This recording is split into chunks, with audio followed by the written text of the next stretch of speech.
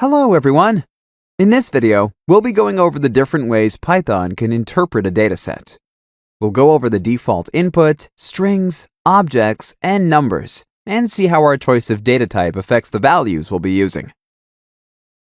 For the sake of consistency, we'll take advantage of the generate-from-text function. Moreover, it's more stable for the task at hand.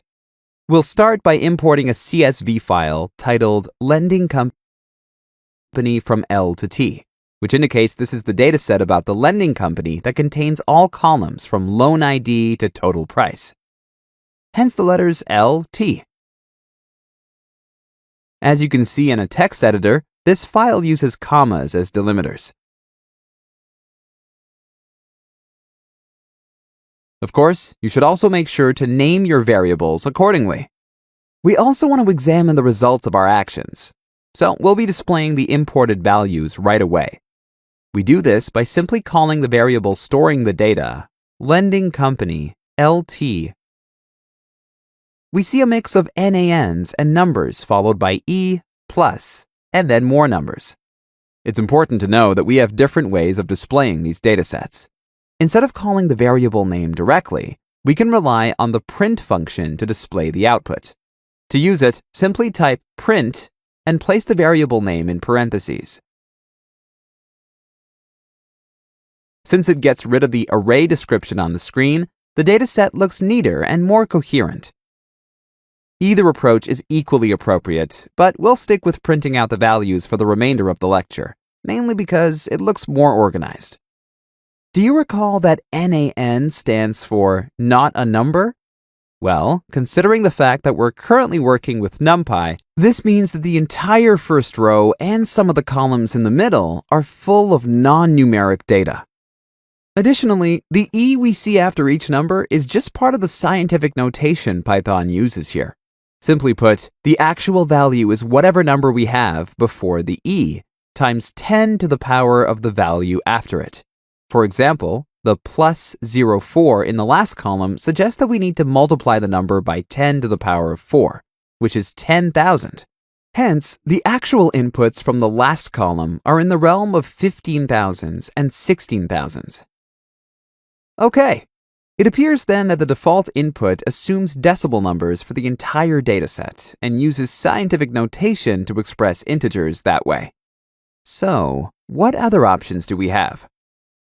We can import the data as integers. To do so, set dtype equal to np.int32. The np part means this is a NumPy-specific data type, whilst the int32 expresses integers up to 32 bits. After running the cell, we see that all the numbers are no longer expressed in scientific notation, while all the NaNs are now -1. So, by specifying the input data to be of a specific type, the method generates the missing values differently than before. In addition, please remember that such data does indeed have a numeric value of -1, as we can see by adding the first two values on the first row. Therefore, we need to be careful when we ask Python to perform computations after we have imported missing values categorized as integers. A third option is to import the entire dataset as text. To do so, change the dtype argument. This time, we're setting it equal to np.str, which of course is short for NumPy strings. When we run the cell, we finally see what the values in the first row and middle columns look like. We see load ID, string ID, and other words of phrases put in single quotation marks. This means the values within the quotation marks are literally the symbols stored in the variable.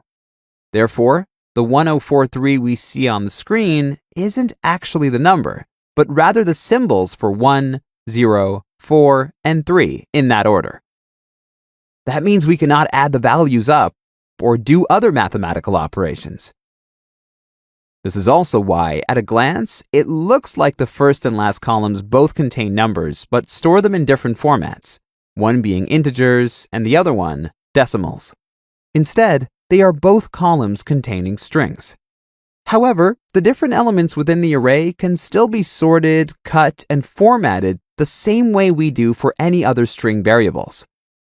A third way to import the dataset requires importing the information as objects. To test this out, change the value we give to dtype to np.object.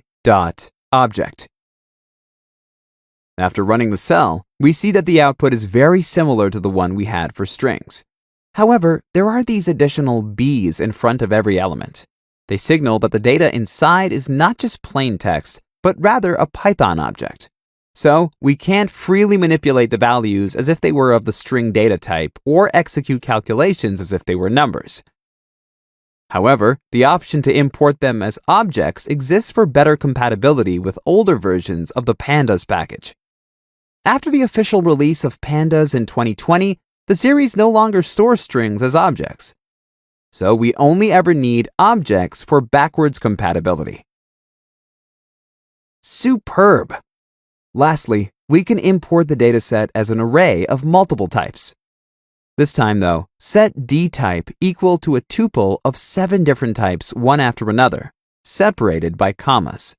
The number of types is determined by the number of columns, or fields, in the dataset, which we knew is 7.